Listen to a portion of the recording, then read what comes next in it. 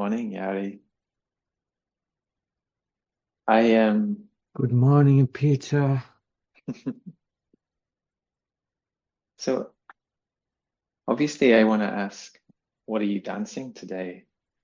But maybe more specifically, I'd like to ask, does what you're dancing feel unique? Does it feel singular,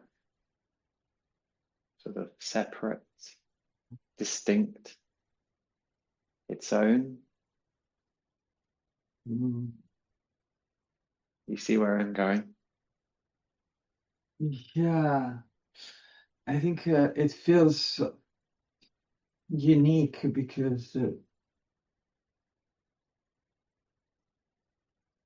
because the way my body translated what I dance, the dance, almost Hmm. like it feels unique because today my body is so different from yesterday. Hmm.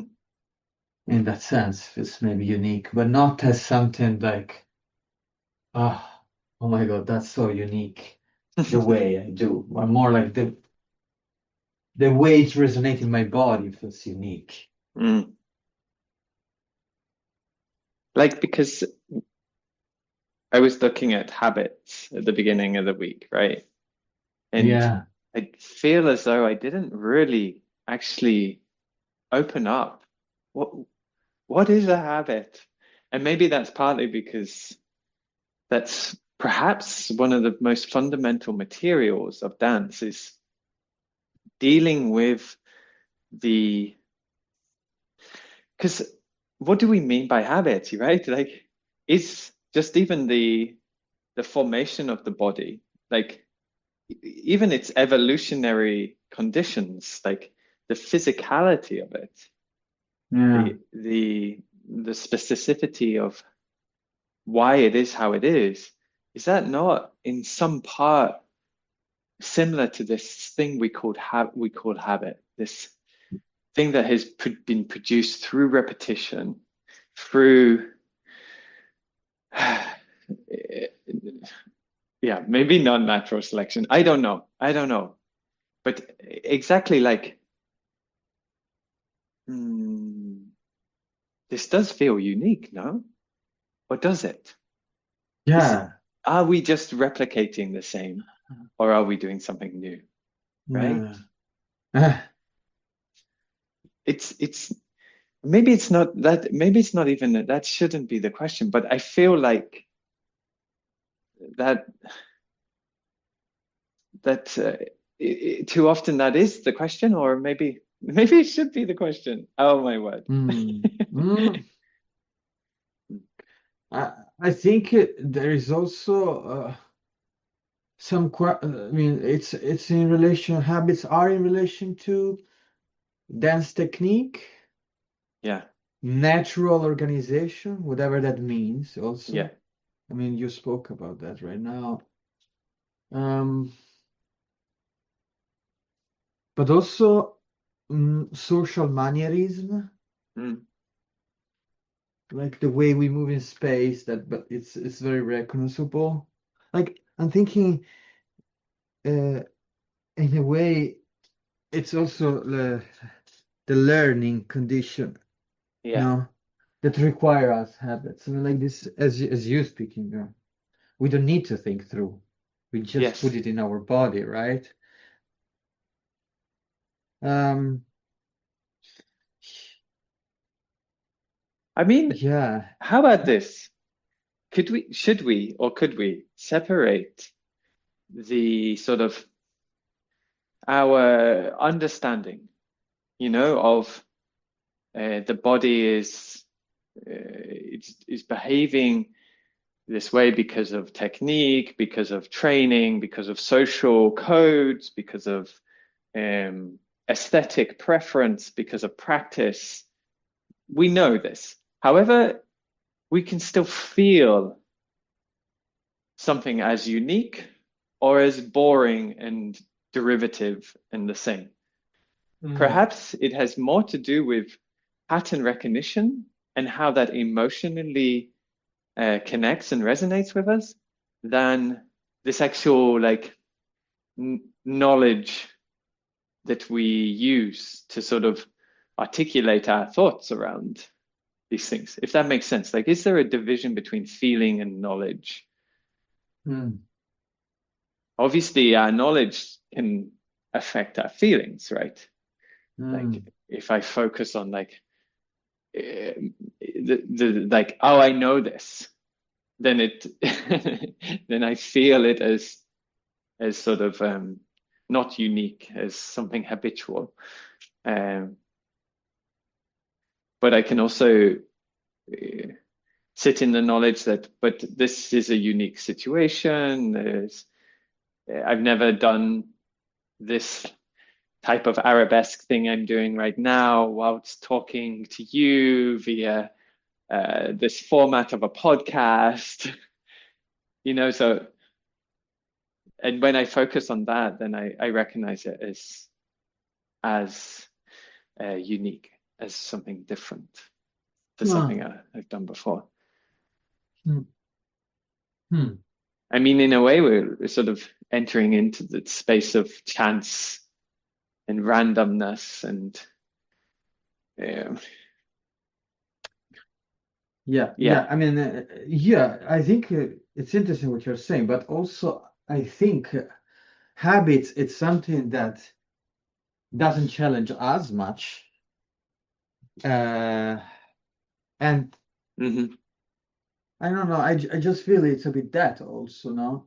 And the point is exactly that. It's like it's something that can stay with us without us to be focused on, and that's why it doesn't challenge us. It doesn't take our attention. I mean, you speak Yeah, in, yeah, right? attention. It's Yeah, yeah. yeah, exactly. And I mean, artistically, and maybe even just in when one dances, a lot of it is about attention, like how I'm attending my body, time, rhythm, sensation. This attention is really central in dance practice, right? Because it's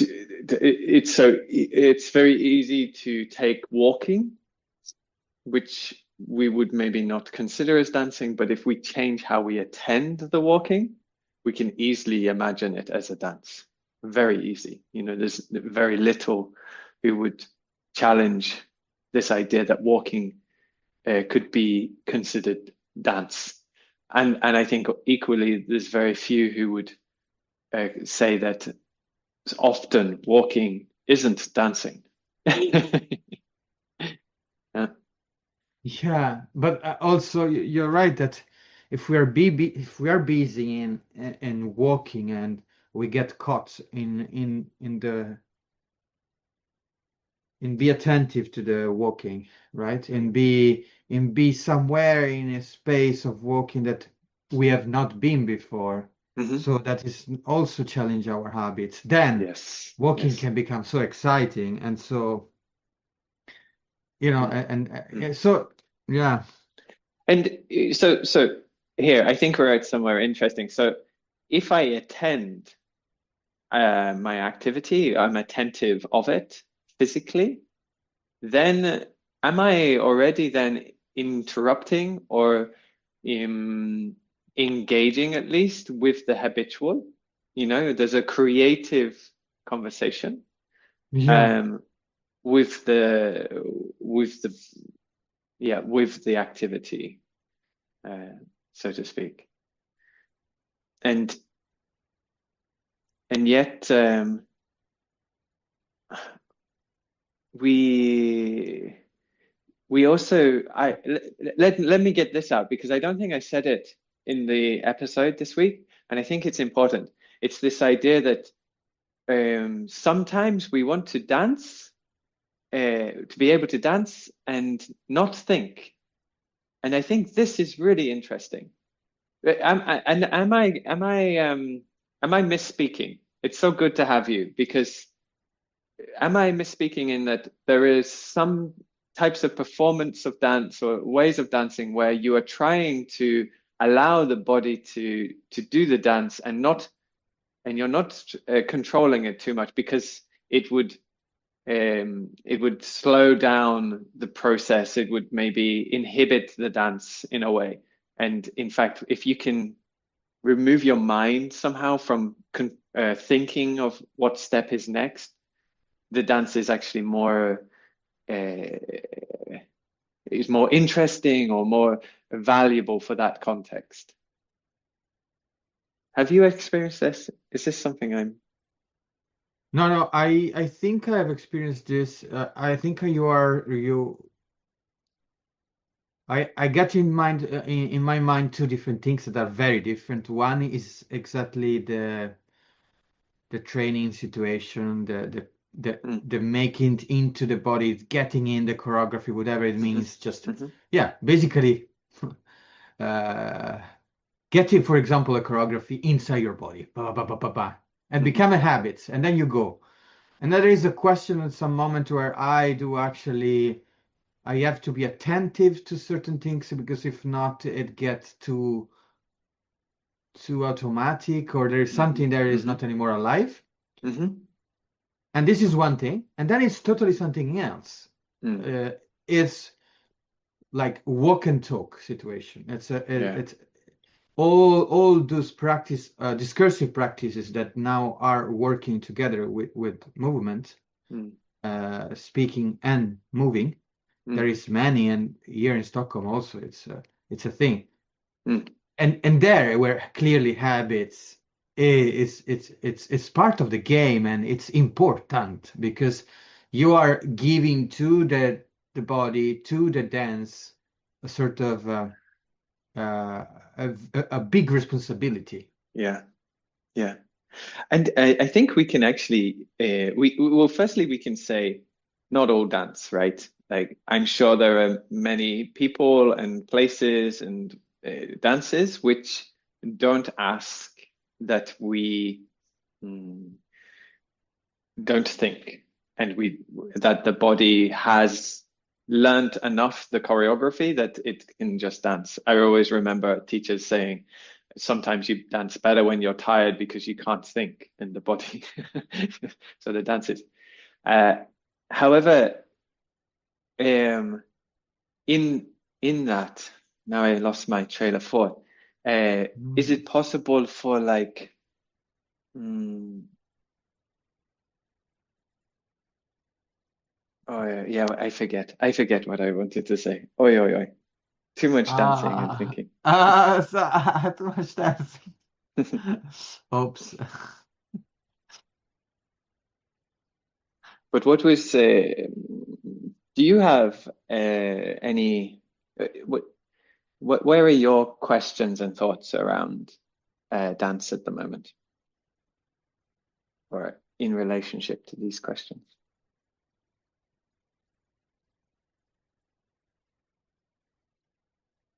On one side, I think there is a question about around the training, Hmm.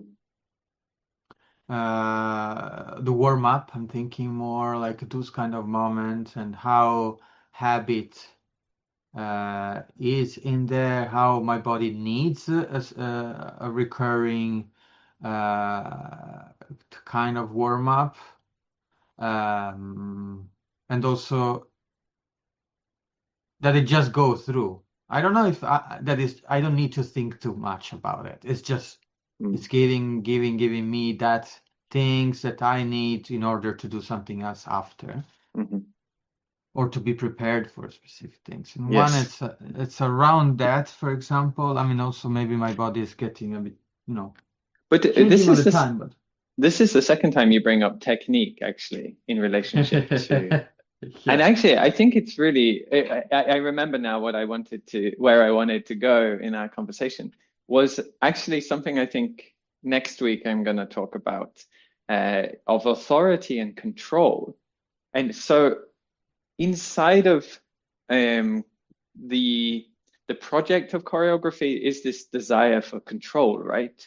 Like especially from Louis the XIV, right? Who sort of produced the word choreography, or where we sort of often refer back to, where he wanted everyone to dance as he was dancing. He wanted it to be standardized. He wanted that, I think, that dance is performed in a certain way. And it wasn't only really the dancing, it was like etiquette, like how one stands, one's posture, one's like the aesthetic of of um of the time.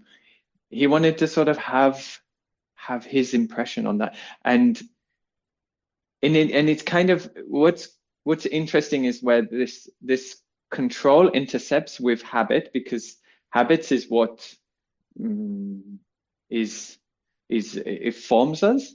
And so you start to see like a if we look through the lens of power and control, quite an ugly tendency, or interesting or curious tendency, to want that people will adopt, even on a physical, neurological, even muscular, like actual physical level, a patterning that is reminiscent of a certain type of dancing. And of course, I think this is where we start to see different approaches to habit, where habit is being used as, mm, you know, included in the dance. Like maybe habits are allowed, like Jonathan Burrows says, which I quote at the beginning of the uh, the episode this week. But you see where I'm going. There's something very mm,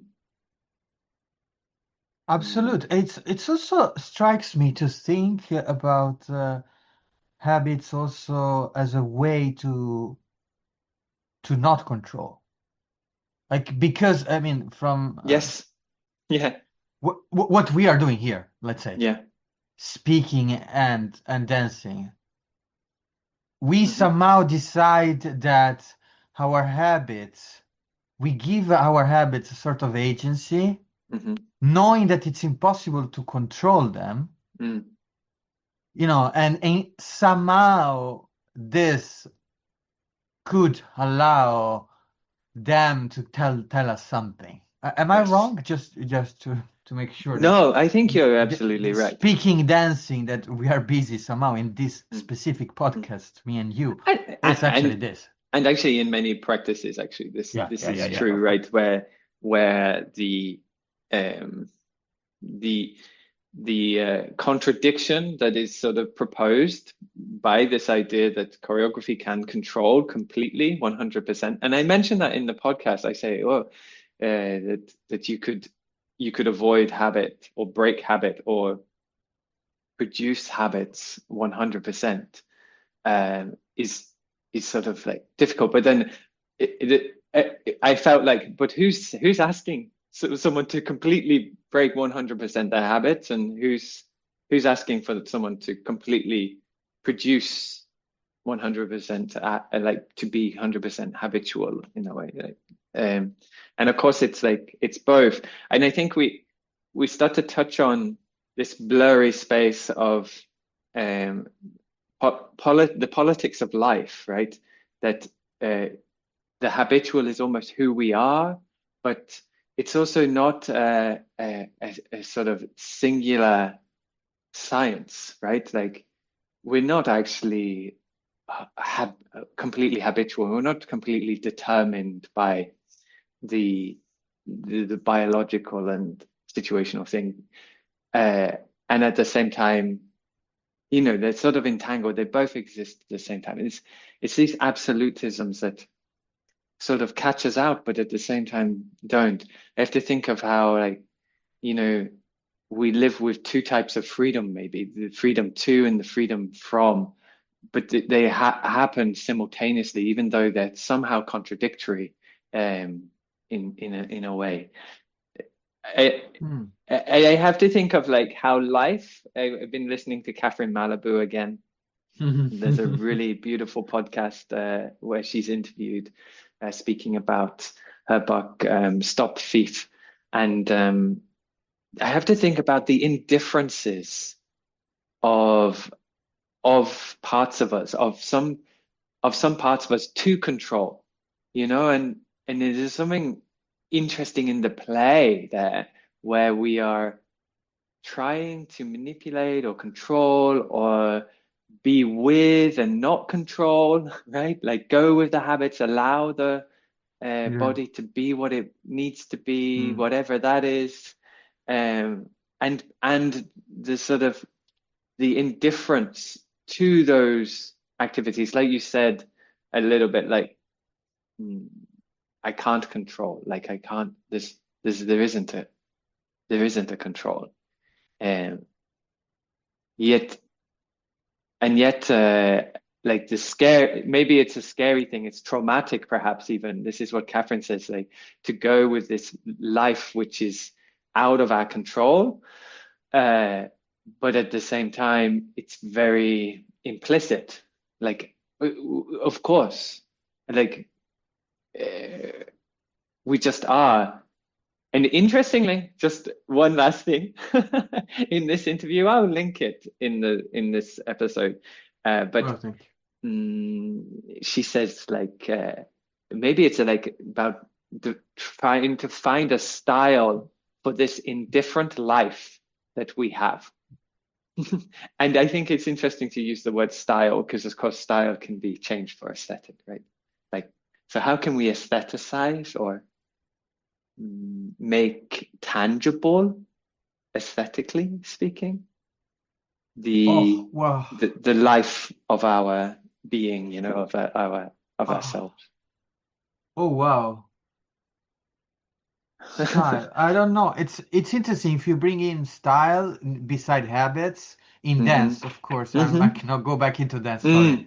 Please. It's an interesting concept. A bit connected to what I said before, mannerism, Yeah. maybe in social setup, but also in dance. I mean, in some certain dance group, because they're being looking for certain values, there is certain way of just having gestualities Mm. and even just behaving, uh, postures and reacting to each other. Hmm. Uh, but style, I read this article a few times, and there was a question about the signature of the choreographer, but then there is also was a question about the style. Yeah. Yeah. What the style within a company that is not exactly Yes. the senior of the choreographer. And this beautiful article would speak about style as something that is actually more collective, that Yes. is Yes. built up by the dancers Yeah. Yeah. through a sort of charming each other, no? Yeah. You Yeah. see the other dancer beside you doing certain way, you like that, or maybe it's You appreciated by the resist that a little bit. choreographer, and then Mm. somehow everyone start to have this sort of style that is a bit also has his own its own agency style in itself, become a creator of the common Mm. beyond the signature of the choreographer, or maybe something that add to the signature to the choreographer Mm. of the choreographer. Yeah. Um, Yeah. Yeah. It gets sort of that responsibility sort of then gets taken on by the choreographer, right? Like there's a sense of like they hold the burden of accountability for that style, uh, more or less, right? More or But less, though, but but I think is what you're describing is also like a sort of relational aesthetics, like the the I said aesthetics and I meant to say ethics, which is interesting. But our values, our aesthetic values, maybe, or ethical values, they are an amalgamation of the situation of the people involved, and we find, uh, yeah, and maybe style or those values, they have an agency of themselves, or they are party to a relational situation which informs them, right? Like gives them character. so to speak. Yeah. I I think I have a question for you in relation to habits. Hmm. I'm trying to formulate this question. It's something about the habits of reacting. So Mm. how how our habits in reacting, not how our Mm. Mm. habits, Mm. like as a Mm. reactive. Um, Mm. how do you think about that? Well, I mean, If you have I think thoughts. that that's a habit of choice, isn't it? In a way, maybe, or a habit of response, maybe, or Exactly, the habits of mm, response. like, and that can be both choice, like I Yeah, can do yeah. it mentally, like I prefer, I choose, or it could be phenomenological, right? Like there's a physiological habitual responsiveness. Like if I touch something hot, I move away. Like you could argue that Right.